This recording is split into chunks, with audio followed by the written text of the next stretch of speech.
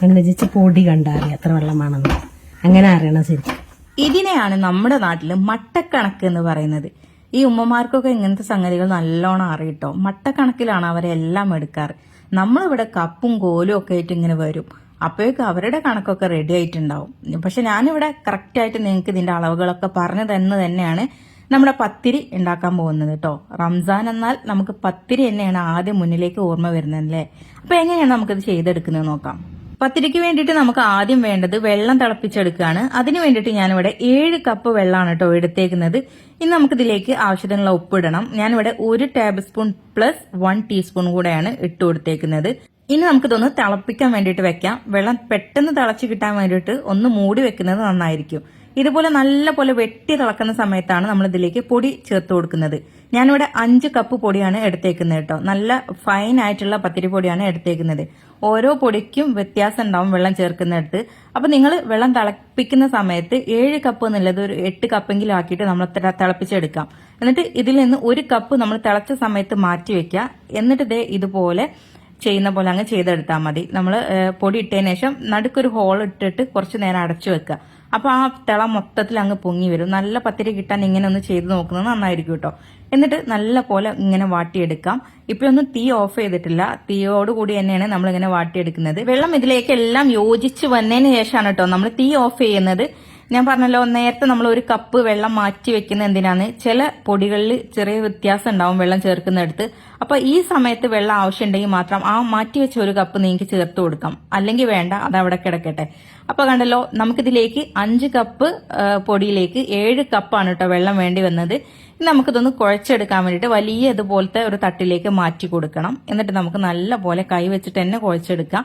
അപ്പോൾ ഈ ചൂടിൽ തന്നെ നമ്മൾ പത്തിരി കുഴക്കണം. അപ്പോഴാണ് അതിന്റെ ആ ഒരു പത്തിരി നല്ല നൈസായിട്ട് നമുക്ക് കിട്ടുള്ളൂ. ഇതുപോലെ നല്ല ചൂടിൽ കുഴച്ചെടുക്കാൻ ബുദ്ധിമുട്ടുള്ളവരാണെങ്കിൽ നമ്മളൊരു പാത്രം എടുക്കാം. എന്നിട്ട് ആ പാത്രം വെച്ചിട്ട് നമുക്ക് ഇതുപോലെ കുഴച്ചെടുക്കാം. അപ്പൊ കയ്യിലേക്ക് നമുക്ക് ചൂടെത്തില്ല. അത് അല്ല, നിങ്ങൾക്ക് ഇതുപോലെ കൈവച്ചിട്ട് തന്നെ കുഴക്കാൻ പറ്റുന്നവരാണെങ്കിൽ അങ്ങനെ തന്നെ കുഴച്ചെടുക്കുക കേട്ടോ. ഒരു പാത്രത്തിൽ നല്ല വെള്ളം നമ്മൾ മാറ്റി വെക്കാം. എന്നിട്ട് അതിൽ കൈ മുക്കിയിട്ട് ഇങ്ങനെ കുഴച്ചെടുത്താലും നമുക്ക് കുറെയൊക്കെ ചൂട് താങ്ങാൻ പറ്റും കേട്ടോ.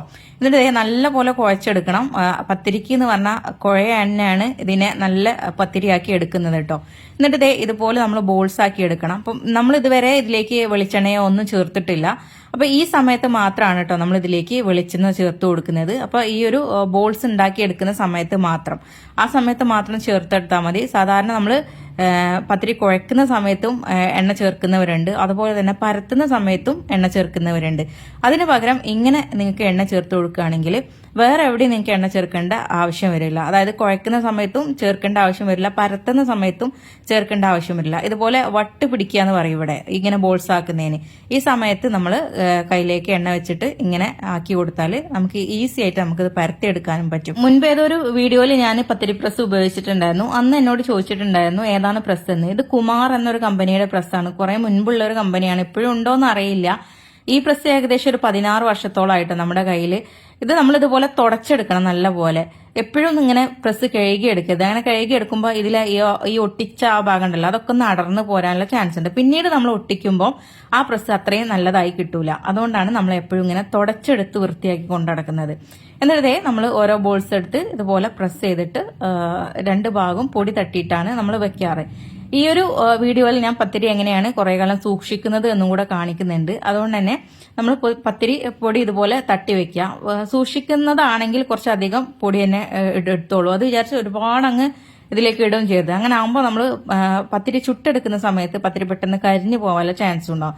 അപ്പൊ നമ്മൾ എപ്പോഴും ഒരു മിതമായ ലെവലിലായിരിക്കണം നമ്മൾ ഈ പൊടി തട്ടിയെടുക്കുന്ന അത് ചെയ്യേണ്ടത് കേട്ടോ. അപ്പൊ ഞാനിവിടെ ഉമ്മത് പ്രസ് ചെയ്യുന്നുണ്ട്, ഞാൻ പൊടി ഇങ്ങനെ തട്ടിയെടുക്കുകയാണ് ചെയ്യുന്നത്. പണ്ടുള്ളവരൊക്കെ ഈ പത്തിരി പലയിലാണ് പരത്തിണ്ടായിരുന്നത്. ഇപ്പൊ അങ്ങനെ ആരും അങ്ങനത്തെ പരിപാടിക്കൊന്നും മെനക്കെടാറില്ല. അങ്ങനെ ചെയ്യുന്നവർ ഇപ്പോഴും ഉണ്ട് കേട്ടോ. അതാവുമ്പോൾ നമുക്ക് എത്രത്തോളം നമുക്ക് നൈസാക്കണോ അത്രയും വലുപ്പത്തിൽ നമുക്ക് നൈസാക്കി എടുക്കാവുന്നതുമാണ്. അങ്ങനെ ചെയ്യുന്നവർക്ക് അങ്ങനെയും ചെയ്യാം. പക്ഷെ ഇപ്പൊ എല്ലാവരും ഇതുപോലെ പ്രസ്സിൽ തന്നെയാണ് പരത്തിയെടുക്കാറ്. അപ്പൊ നമ്മൾ പൊടി ഇതുപോലെ തട്ടി വെക്കുക. തട്ടി വെച്ച് കഴിഞ്ഞതിന് ശേഷം ഇനി നമുക്കിത് എങ്ങനെയാണ് പത്തിരി ഏകദേശം ഒരു 10 ദിവസം മാത്രമൊന്നും അല്ല കേട്ടോ, അതിൽ കൂടുതൽ ദിവസം നമ്മൾ വെക്കാറുണ്ട്. അത്രയും ദിവസം എങ്ങനെയാണ് പത്തിരി സൂക്ഷിക്കുന്നത് എന്നുകൂടെ കാണിച്ചു തരാം. ഇതുപോലെ ഒരു എയർ ടൈറ്റ് ആയിട്ടുള്ള ഒരു കണ്ടെയ്നർ എടുക്കാം. ഇതിലേക്ക് നല്ല കോട്ടന്റെ തുണി ഉണ്ടല്ലോ, നല്ല ഉണങ്ങിയ തുണിയാണ് കേട്ടോ. നമ്മളിത് പത്തിരി ഇങ്ങനെ മൂടി വെക്കാൻ വേണ്ടിയിട്ട് മാത്രം എടുക്കുന്ന ഒരു തുണിയാണ്. അതിലേക്ക് നമ്മളിതുപോലെ പരത്തിയ പത്തിരി അങ്ങ് മാറ്റി കൊടുക്കാം. ഈ ഒരു തുണി നിങ്ങൾ ശ്രദ്ധിച്ചല്ലോ, നല്ല വലുപ്പത്തിലുള്ള ഒരു തുണിയാണ്. അത് എന്തിനാന്ന് ഞാൻ കാണിച്ചു തരാം. ഇപ്പൊ കണ്ടല്ലോ, ഇതിന്റെ 4 ഭാഗത്തുനിന്നും നമുക്ക് ഇതിനെ കവർ ചെയ്തെടുക്കാൻ പറ്റും. ഇങ്ങനെ 4 ഭാഗത്തുനിന്ന് നമ്മൾ കവർ ചെയ്തെടുക്കുന്ന സമയത്ത് സാധാരണ പത്തിരി സൂക്ഷിക്കുന്നവർ ചെയ്യുന്ന ഒരു പരിപാടിയാണ് ഇടക്കിടക്ക് ഇങ്ങനെ ടിഷ്യൂ പേപ്പർ വെച്ച് കൊടുക്കുക.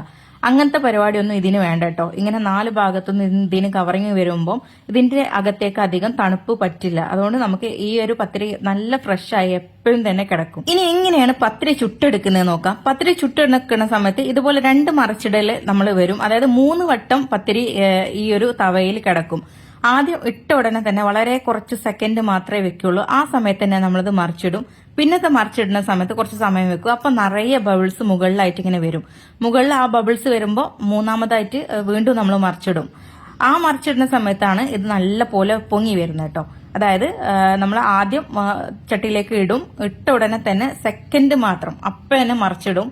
മറിച്ച് ഇടുന്ന സമയത്ത് ഒരുപാട് ബബിൾസ് വരുമ്പോൾ വീണ്ടും നമ്മളിത് മറിച്ചിടും. ആ സമയത്താണ് ഇത് ഇതുപോലെ നല്ല പോലെ അങ്ങ് പൊങ്ങി വരുന്നത് കേട്ടോ. ഇങ്ങനെയാണ് നല്ലൊരു പത്തിരി നമ്മൾ ചുട്ടെടുക്കുന്നത്.